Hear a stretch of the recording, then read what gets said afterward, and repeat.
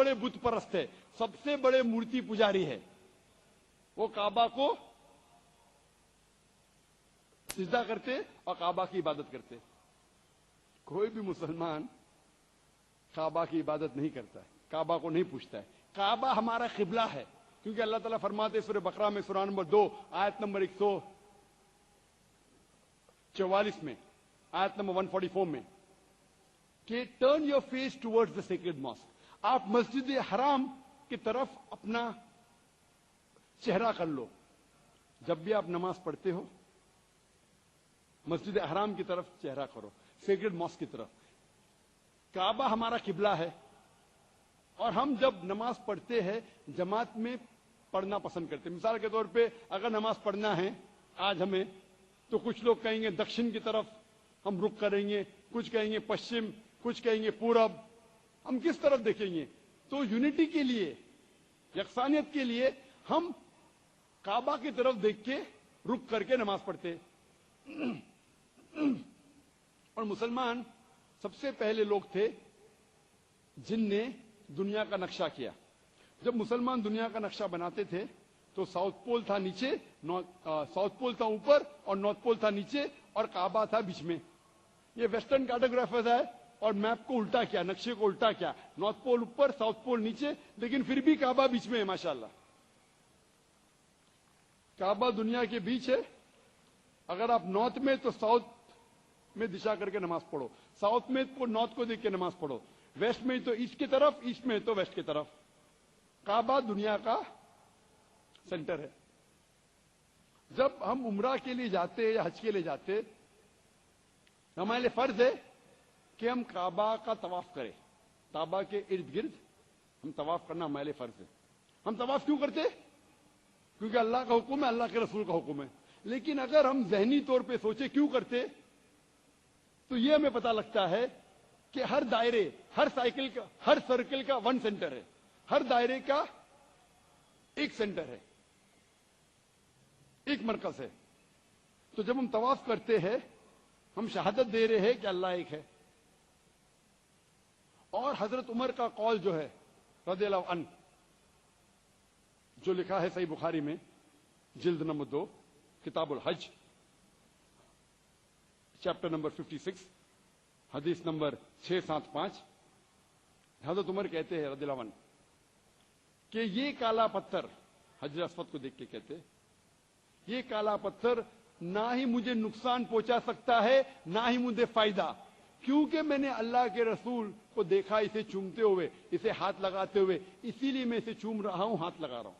تو یہ کہنا ہمارے دوسرے خلیفہ کا, حضرت عمر رضی اللہ عنہ کا, کہ یہ کالا پتھر نہ نقصان پہنچا سکتا ہے نہ فائدہ پہنچا سکتا ہے, کافی ہے ثابت کرنے کے لیے کہ کوئی بھی مسلمان یہ کالے پتھر کو نہیں پوچھتا ہے, کعبہ کو نہیں پوچھتا ہے. اور اللہ کے رسول کے وقت کئی صحابہ کعبہ پہ چڑھ کے اذان دیتے تھے. میں یہ پوچھنا چاہتا ہوں, کون انسان جس مورتی کی پوجا کرتا ہے اس مورتی پہ کبھی چڑھ سکتا ہے؟ جو بت کی پوجا کرتا ہے اس بت پہ کبھی بھی نہیں چڑھے گا. تو یہ صاف طور پہ ظاہر ہے کہ جب صحابہ کعبہ پہ چڑھ کے اذان دیتے تھے, یہ ظاہر ہے کہ نام کعبہ کو پوچھتے ہیں نہ اس کی عبادت کرتے. وہ ہمارا قبلہ ہے, وہ نماز پڑھنے کی دشا ہے.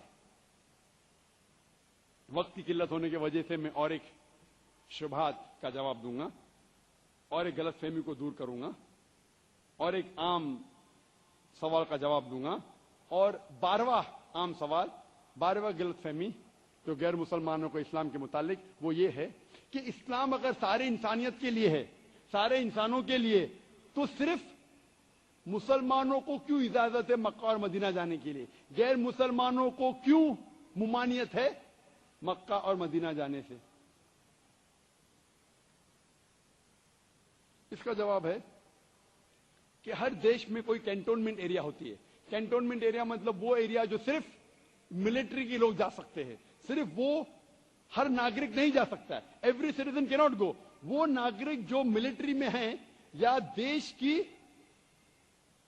حفاظت کے لیے ہے सिर्फ वो नागरिक जा सकता है, आम नागरिक नहीं। मैं नहीं कह सकता हूं कि मैं इंडियन सिटीजन हूं इसलिए मैं कैंटोनमेंट एरिया में जाऊंगा, नहीं। उसी तरीके से मक्का और मदीना इस्लाम का कैंटोनमेंट एरिया है। सिर्फ वो इंसान जो इस्लाम के लिए जान देने को तैयार है, वो उनको जाने की इजाजत है, गैर मुसलमानों को नहीं। और हर मुल्क में जाने के लिए आपको वीजा की जरूरत है। वीजा के बिना आप मुल्क में जा नहीं सकते। और हर मुल्क के अपने शराइत होते हैं। मिसाल के तौर पे मुझे पता है, जब मैं पहली बार गया था सिंगापुर में सन 1986 में, मैंने इमिग्रेशन फॉर्म पे देखा डेथ टू ड्रग ट्रैफिकर्स। अगर आपके पास ड्रग निकलता है, हासिल होता है, कत्ल। आप नहीं कह सकते सजा है मौत, इतना बेरहम लॉ। आपको सिंगापुर जाने का लॉ में मानो, नहीं तो सिंगापुर में मत आओ। अमेरिका में जाने के लिए वीजा हासिल करना सबसे मुश्किल है। इतने सवालात की फहरिस्त है। अभी पूछते क्या आप टेररिस्ट है? आप कोई टेररिस्ट ऑर्गेनाइजेशन से जुड़े हैं? मैं जानना चाहता हूं कि लाखों लोग को वीजा किसने भी लिखा है कि हाँ, किसने भी लिखा है मैं, हाँ मैं टेररिस्ट हूं, मैं टेररिस्ट ऑर्गेनाइजेशन से जुड़ा हूं। क्यों ये पूछते अल्लाह आलम, लेकिन ऐसे सवालात भी पूछते। इसी तरीके से मक्का और मदीना जाने के लिए सबसे अहम जो जरूरत है, जो रिक्वायरमेंट है, सबसे अहम रिक्वायरमेंट मक्का मदीना जाने के लिए है कि वो इंसान को अपने जबान से कहना चाहिए ला इलाहा इल्लल्लाह मोहम्मद रसूलुल्लाह। ना सिर्फ एक अल्लाह है, उसके अलावा कोई माबूद नहीं, और मोहम्मद सल्लल्लाहु अलैहि वसल्लम उसके पैगंबर है। अगर ये वो मानते हैं फिर ही वो मक्का और मदीना जा सकते हैं। This is the requirement for visa to go to Mecca और मदीना। वक्त की किल्लत होने की वजह से मैं मेरी तकरीर यहां ही खत्म करता हूं, ताकि गैर मुसलमानों के सवालात का जवाब दे सकूं मैं। और मैं तकरीर को खत्म करता हूं कुरान मजीद की आयत के साथ, सूरह इसरा सूरह नंबर 17 आयत नंबर 81, वकुल जाल हक वज़ाक़ल बातिल इन्नल बातिल कान ज़हूक़ा। कहो कि हक आ चुका है और बातिल खत्म हो जाएगा, और बातिल खत्म होने के लिए पैदा हुआ। व आखिर दावाना अल्हम्दुलिल्लाहि रब्बिल आलमीन।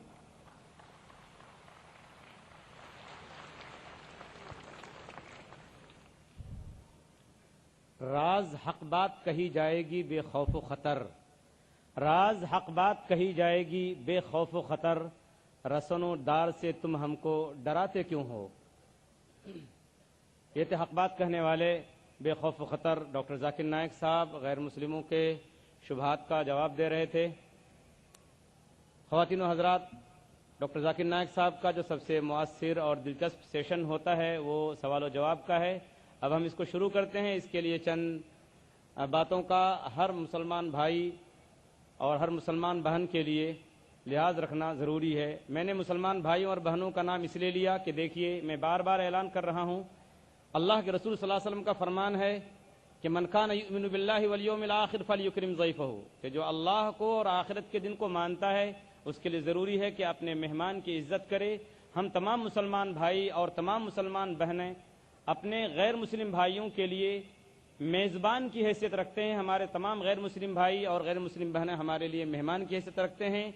हमारा अल्लाह पर और आखिरत पर ईमान है, इसलिए हमारे लिए ज़रूरी है कि हम गैर मुस्लिम भाइयों और बहनों को सवाल करने का मौका दें।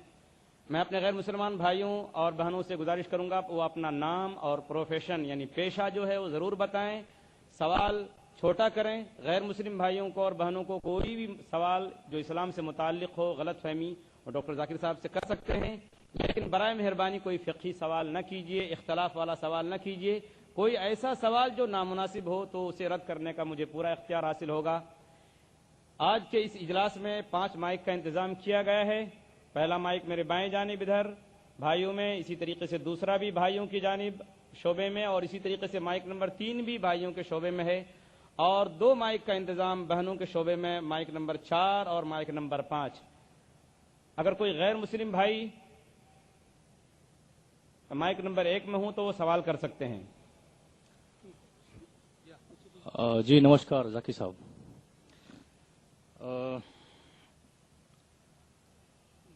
मेरा नाम है राजेश्वर। मैं नवी मुंबई नेरुल से आया हूं और मुझे यहाँ पर लेकर आया है मेरे दोस्त श्री अजीम मुल्तानी ने। तो मैं एक प्राइवेट कंपनी में नौकरी करता हूं।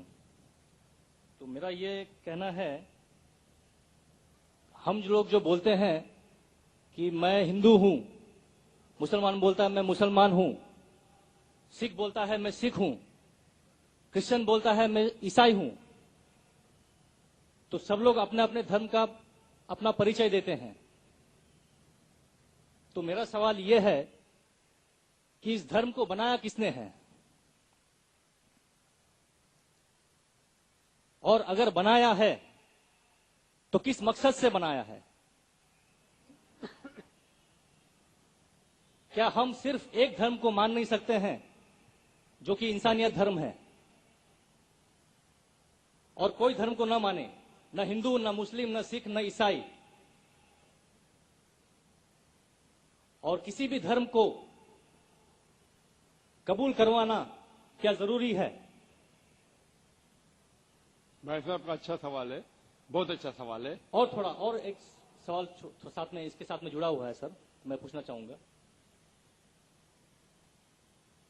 बिना किसी धर्म को कबूले बगैर क्या इंसान नेक और सही रास्ते पे चल नहीं सकता है? और ये जो अपने अपने धर्म के गुरु हैं, वो किस लिए अपने धर्म का प्रचार करते हैं और किस मकसद से करते हैं? ये मेरा प्रश्न है। भाई साहब का बहुत अच्छा सवाल है कि लोग कहते हैं मैं हिंदू हूं, मैं मुस्लिम हूं, मैं सिख हूं, मैं ईसाई हूं। तो ये धर्म को किसने बनाया? धर्म होना चाहिए कि सिर्फ, बिल्कुल सही है, धर्म होना चाहिए कि, और वो होना चाहिए इंसानियत। और क्या धर्म को, भाई साहब पूछते धर्म होना चाहिए कि, फिर पूछते क्या धर्म को कबूल करना जरूरी है? और क्या एक धर्म में मानना जरूरी है? भाई साहब ने अच्छा सवाल किया कि कौन कहता है मैं मुस्लिम हूं, कोई कहता है मैं हिंदू हूं, कोई कहता है मैं ईसाई हूं, कोई कहता है सिख हूं। इस धर्म को किसने बनाया? और धर्म होना चाहिए एक। आपका पहले भाग जो सवाल का बिल्कुल सही है।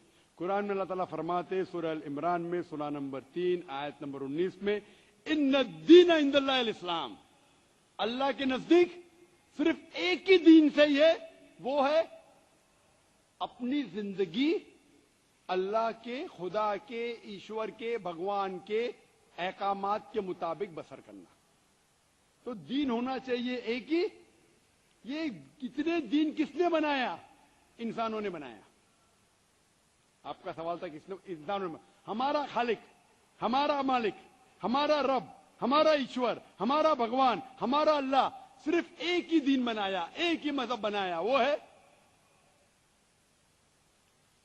अमन हासिल करना, शांति हासिल करना, सलामती हासिल करना अपने खालिक के अहकामात के मुताबिक जिंदगी बसर करने के बाद। इसीलिए दीन, मजहब खालिक ने सिर्फ एक ही भेजा, लेकिन वक्त के दौरान मिलावट होते गई, मिलावट होते गई। मिलावट होने की वजह से अल्लाह ने दूसरे नबी भेजा, दूसरी किताब भेजी, फिर मिलावट हुई, फिर नई मजहब, फिर और एक दूसरे पैगंबर भेजे और एक किताब भेजे उसे सही करने के लिए। इस तरीके से अल्लाह के रसूल मोहम्मद सल्लल्लाहु अलैहि वसल्लम फरमाते कि अल्लाह ने इस जमीन पे 1,24,000 पैगंबर भेजे, कई किताबें भेजे। आखिरी किताब कुरान मजीद। कुरान में लिखे रहा सूरह राद में सूरा नंबर 13 आयत नंबर 38 में, वलिकुल्लि कौमिन हाद, कि हर कौम पे मैंने पैगंबर भेजा। सूरह राद सूरा 13 आयत नंबर 7 और सूरह राद सूरा नंबर 13 आयत नंबर 38 में कि हर दौर में हमने एक किताब नाजिल की। आखिरी किताब है कुरान, आखिरी पैगंबर मोहम्मद सल्लल्लाहु अलैहि वसल्लम। तो हमारे खालिक ने एक ही मजहब भेजा, हमने उसमें मिलावट पैदा की। मजहब का अगर सही मानी ले, हिंदू का क्या मानिए? हिंदू की क्या मानी? हिंदू की मानी यह है कि जो इंसान हिंदुस्तान में रहता है, जो इंडस वैली के इस तरफ रहता है, उसे कहते हैं हिंदू। یہ لفظ سب سے پہلے بار استعمال کیا تھا عربوں نے ہندوستانی کے لیے. تم اس لفظ کے اعتبار سے میں ہندو ہوں. اس کے بعد لوگوں نے کہا کہ نہیں ہندو وہ ہے جو بت پرستی کرتا وہ غلط ہے. تو صحیح معنی ہندو کے میں ہندو ہوں. عیسائی کے